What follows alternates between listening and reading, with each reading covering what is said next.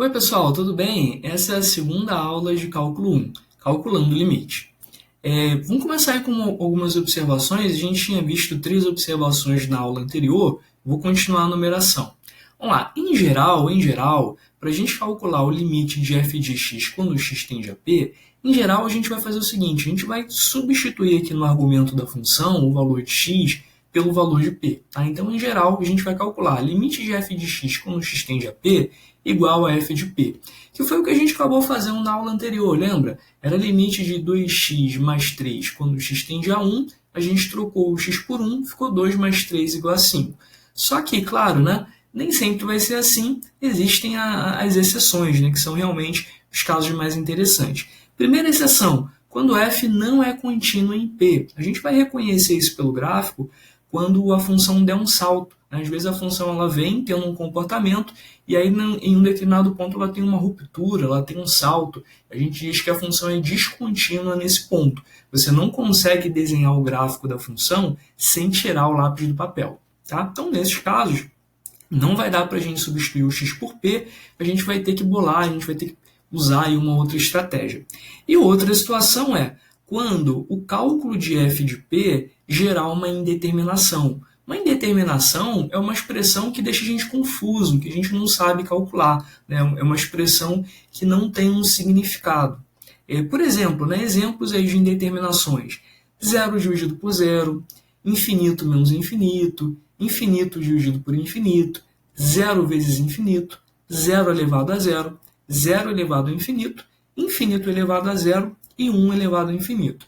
Todas essas 8 expressões, pessoal, são expressões indeterminadas, são expressões que não têm um valor intrínseco, né? Vai depender dos dados do problema. Para cada situação, essas expressões elas vão assumir valores diferentes, elas vão assumir resultados diferentes.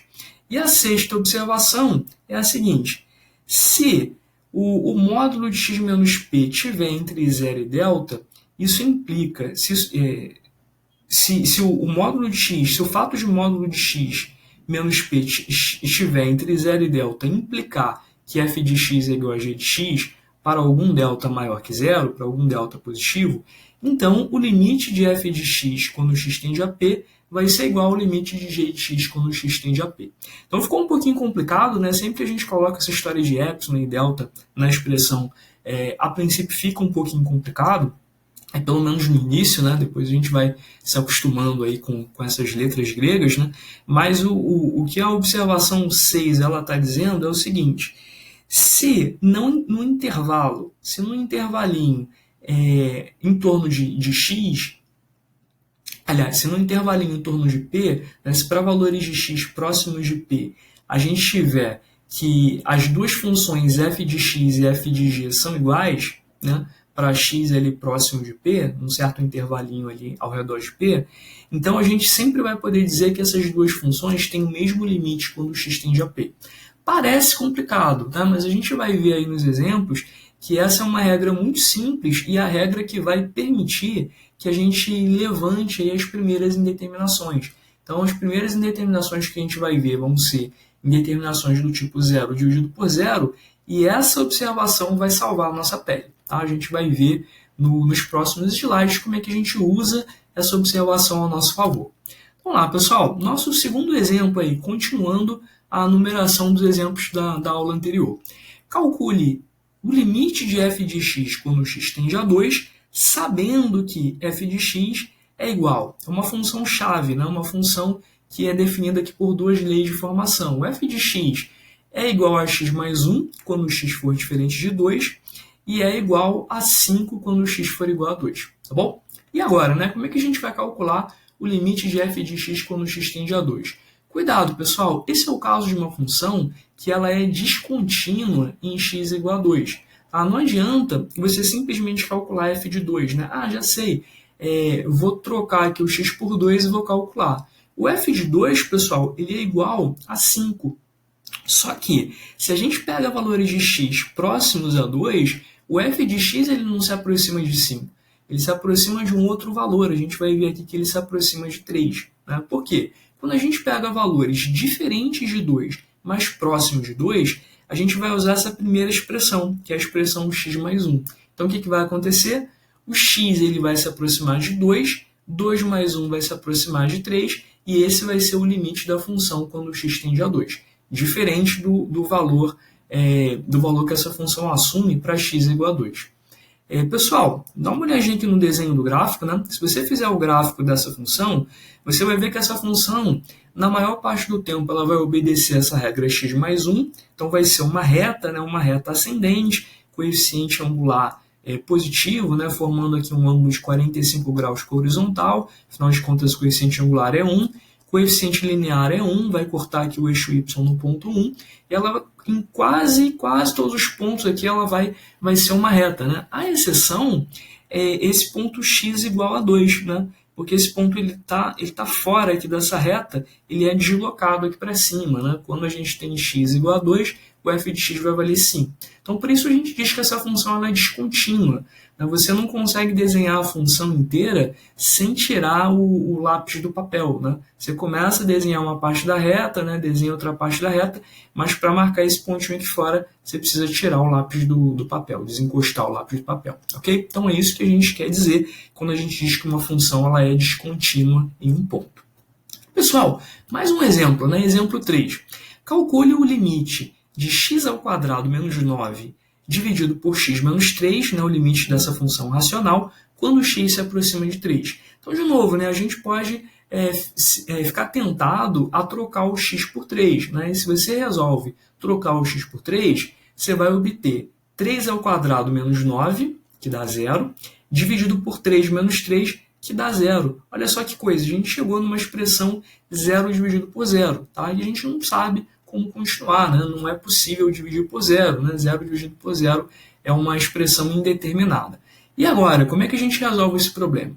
A gente vai precisar de uma técnica para levantar, né, a indeterminação. Para isso a gente vai usar aquela sexta observação que eu tinha comentado com vocês. Se eu tenho duas funções que elas têm o mesmo valor numa proximidade, se essas duas funções, x ao quadrado menos 9, aliás, se eu tenho duas funções, né, que têm o mesmo valor nas proximidades aqui do 3, é porque elas têm o mesmo limite quando x tende a 3. Bom, o que a gente vai fazer? A gente vai pegar essa função x ao quadrado menos 9 dividido por x menos 3 e trocar por uma função que tem os mesmos valores para x próximo de 3. Então, como é que a gente vai fazer isso? A gente pode observar que o numerador é uma diferença de quadrados, x ao quadrado menos 9, e fazer aqui a fatoração, né? Vai ficar produto da soma pela diferença, x mais 3 que multiplica x menos 3. E aí, pessoal, apareceu um fator x menos 3 no numerador e um fator x menos 3 no denominador. Será que eu tenho o direito de cancelar, né? Será que eu posso cancelar esses dois fatores? Bom, a gente não pode cancelar esses fatores quando o x for igual a 3, né? Porque senão a gente estaria dividindo por 0. Mas quando a gente diz que o x tende a 3, o x não é igual a 3. Ele só é muito próximo do 3, tá? Mas sem nunca ser igual a 3. Então, esse x menos 3, ele vai estar muito próximo de 0, mas ele nunca vai ser igual a 0, tá certo? Então, isso permite que a gente cancele, né, esses dois fatores sem medo. Então, você vai dividir e vai sobrar simplesmente x mais 3. O que aconteceu, pessoal? A função x ao quadrado menos 9 sobre x menos 3 e a função x mais 3, elas, na vizinhança aqui do 3, elas assumem o mesmo valor. Na verdade, elas assumem o mesmo valor para todo x diferente de 3. Elas são quase idênticas. A diferença é que x mais 3 é uma reta, e x ao quadrado menos 9 sobre x menos 3 é uma reta com furo, né? Como a gente tinha visto no exemplo 2, no exemplo anterior.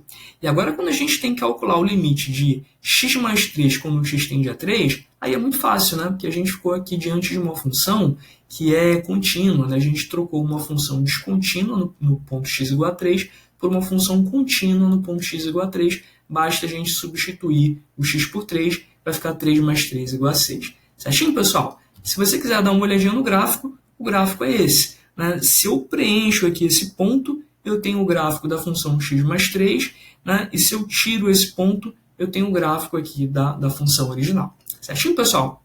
Então o limite aí é igual a 6. Vamos ver mais uma? Exemplo 4. Agora envolvendo a ideia de raiz quadrada, né? Aparece um x aqui numa raiz. Bom, pessoal, a gente tem que calcular o limite de x menos 1 dividido por raiz de x menos 1 quando x tende a 1. Observa que não adianta substituir x por 1, de novo a gente cai numa indeterminação do tipo 0 dividido por 0, né? Que vai ficar 1 menos 1, 0 no numerador, e raiz de 1 menos 1 é 0 também no denominador. A gente vai ter que dar um jeito de levantar essa indeterminação. Pessoal, o que a gente pode fazer? Né? A gente pode usar a mesma ideia do problema anterior. Observa, olha só, que x menos 1, observa que x menos 1 é um quadrado perfeito, né? É um quadrado perfeito, não, desculpa, é uma diferença de quadrados, né? Você pode escrever a raiz quadrada de x e a raiz quadrada de 1, usar esses valores e escrever essa expressão como produto da soma pela diferença. Mas esse negócio dá certo, né? Vamos lá, produto da soma pela diferença é quadrado primeiro menos quadrado segundo. Quadrado de raiz de x é x, quadrado de 1 é 1. Você observa que deu certinho. O que a gente ganha com isso? A gente ganha com isso que a gente pode cancelar, né, esse fator raiz de x menos 1 no numerador e no denominador. Vai sobrar para a gente simplesmente raiz de x mais 1. E aí você troca, né? Troca aqui o x por 1, 1 mais 1 é 2, raiz de 1 mais 1 é 2, e o limite é 2, né? O limite aí dessa função, dessa expressão quando x tende a 1 é igual a 2. Pessoal, mais um problema. Calcule P para que a função real f de x seja contínua no ponto x igual a 2. Então, o que a gente precisa, né, para que ela seja contínua no ponto x igual a 2? A gente precisa que o limite dessa expressão, quando x se aproxima de 2, pessoal, na verdade a gente quer que ela seja contínua para x igual a menos 2, tá? É x igual a menos 2. O que tem que acontecer, então? A gente precisa que o limite dessa expressão, quando x tende a menos 2, o limite seja exatamente igual a p. Observa que, de novo, né, não adianta simplesmente trocar aqui o x por menos 2, porque senão a gente zera o denominador, né? A gente cai de novo numa indeterminação. Então, qual vai ser a ideia, né? Quando x tende a menos 2? A gente vai olhar para essa expressão do numerador e vai fatorar.